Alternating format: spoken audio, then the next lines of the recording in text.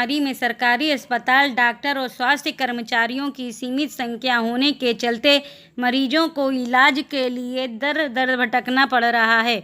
ऐसे हालातों में रायबरेली के एक निजी अस्पताल में रविवार को 10 बेड वाला कोविड केयर सेंटर शुरू हो गया है। अस्पताल को शुरू करने के पूर्व विधि विधान पूर्वक पूजा पाठ किया गया, जहां अस्पताल के मुख्य संचालन डॉक्टर समेत उनका पूरा स्टाफ मौजूद रहा।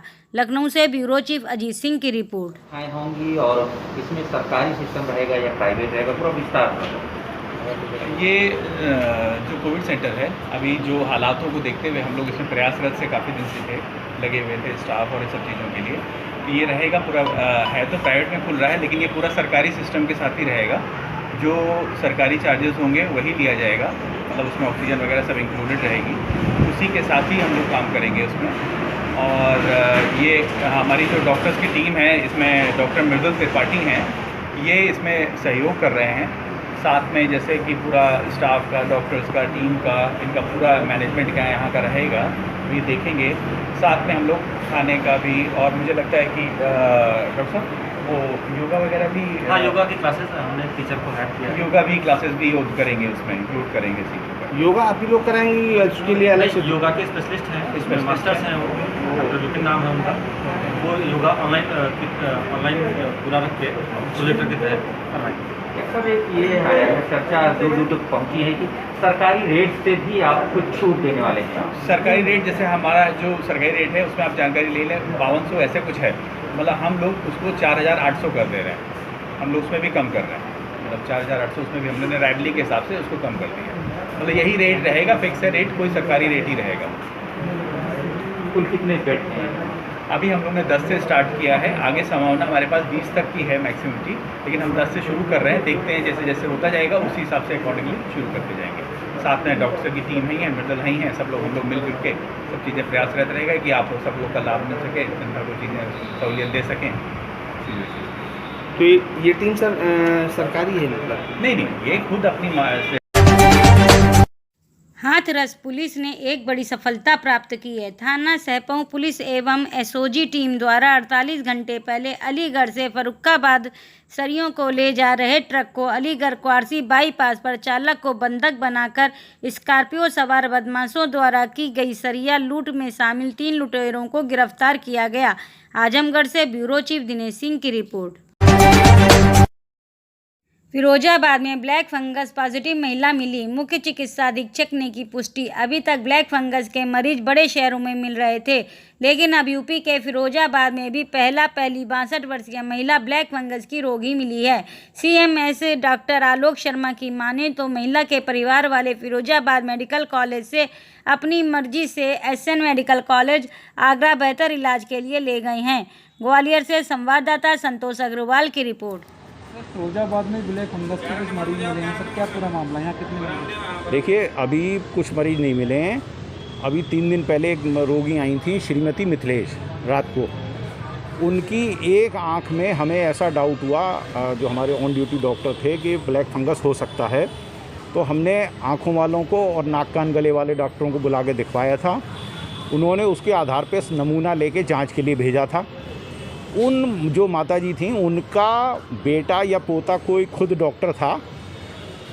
फिर उन्होंने अगले दिन उन्होंने कहीं आगरा मेडिकल कॉलेज में उनके एक रिश्तेदार डॉक्टर हैं, तो उन्होंने 2 दिन बाद हमसे कहा, अभी हमारी रिपोर्ट आने से पहले ही, कि हम इन्हें आगरा अपनी इच्छा से ले जाना चाहते हैं। वो गाड़ी लेके आ गए थे और उसी दिन हमारी पॉजिटिव रिपोर्ट भी आ गई थी। तो मैंने कहा कि हमारी रिपोर्ट आ गई है, हम पे दवाई भी आ गई है। हमने उनके लिए दवा मंगा ली थी और दवा हम पे रखी हुई है, लेकिन उन्होंने कहा कि हम इन्हें, क्योंकि हमारे रिश्तेदार वहाँ डॉक्टर हैं और इनका निवास स्थान भी वहीं है, तो हम वहाँ ले आना चाहते हैं। तो वो फिर अपनी इच्छा से उन्हें आगरा मेडिकल कॉलेज ले गए। सर अपने वैसे क्या तैयारी चली? हमारे यहाँ हमने एक मरीज़ के हिसाब से वो दवा उस समय उनके लिए मंगा ली थी, वो हम पे रखी हुई है। और यदि भविष्य में कोई मरीज़ आता है तो वो दवा तो उनको तुरंत लग जाएगी, और क्योंकि ये मरीज़ के हिसाब से ही आनी है दवा, महंगी दवा है, तो मरीज़ों के हिसाब से ही जितनी हम गिनती भेजेंगे उसी हिसाब से आएगी। तो एक मरीज़ की हम पे रखी हुई है, बाकी जब और मरीज़ आते हैं तो हम तुरंत मंगा लेंगे। कानपुर सीएम योगी से मिलने की इच्छा पड़ी महंगी, पुलिस ने 3 लोगों को किया था गिरफ्तार। 2 महिलाओं समेत 3 को किया था गिरफ्तार। कल सीएम योगी ने कानपुर जिले का किया था निरीक्षण। बिठूर के परगही बांगर गांव का मामला। कानपुर से संवाददाता मुस्कान की रिपोर्ट। जिला अधिकारी अभिषेक प्रकाश लगातार फील्ड पर अचानक पहुंचे। सरकारी राशन दुकान कैंट व हैवलॉक रोड स्थित राशन दुकान का किया औचक निरीक्षण।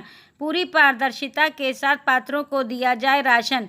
डीएम ने कहा, लोगों से फोन पर बात कर राशन वितरण का किया रियलिटी चेक। वेइंग मशीन पर राशन की तौल भी देखी।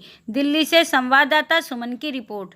20 मई से माननीय मुख्यमंत्री जी के निर्देशों के क्रम में जो प्रधानमंत्री गरीब कल्याण योजना, इसके अंतर्गत सभी निःशुल्क राशन दिया जा रहा है। जो पात्र व्यक्ति हैं जिनके राशन कार्ड बने हैं, और मानिए अगर कोई ऐसे व्यक्ति हैं जिनके राशन कार्ड नहीं भी बना, उनका भी तत्काल प्रभाव से 24 घंटे के अंतर्गत राशन कार्ड बनवा के ये निःशुल्क भोजन अनाज दिया जा रहा है। जिसमें प्रति व्यक्ति, अगर मानिए एक राशन परिवार में 5 व्यक्ति हैं तो प्रति व्यक्ति 2 किलो चावल और 3 किलो गेहूँ निःशुल्क दिया जा रहा है।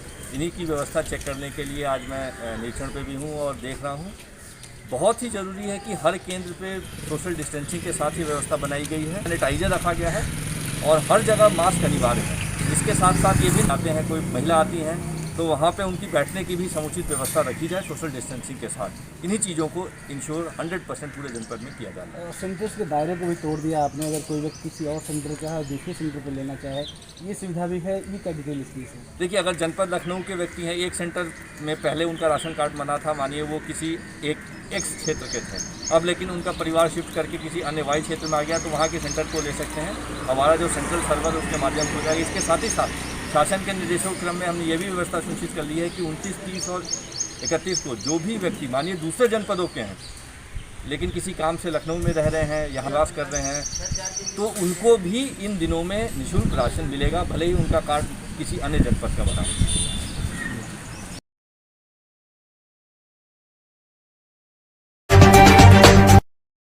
भारतीय महिला जनसंघ की राष्ट्रीय अध्यक्षा सुश्री श्वेता रस्तोगी ने कहा, योगी जी को बदनाम करने के लिए और कितना गिरेंगे ये सपा और कांग्रेस के नेता। यूपी की नदियों में मृतकों की लाशों वाला खेल अब उजागर हो गया है। ये टूल किट के तहत जानबूझकर नदियों में बहाया गया था।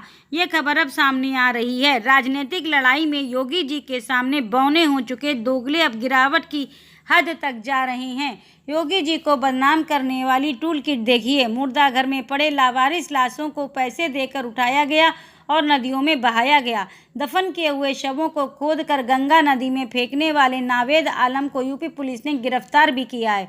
इस नावेद को फंडिंग कौन कर रहा था, बताएं।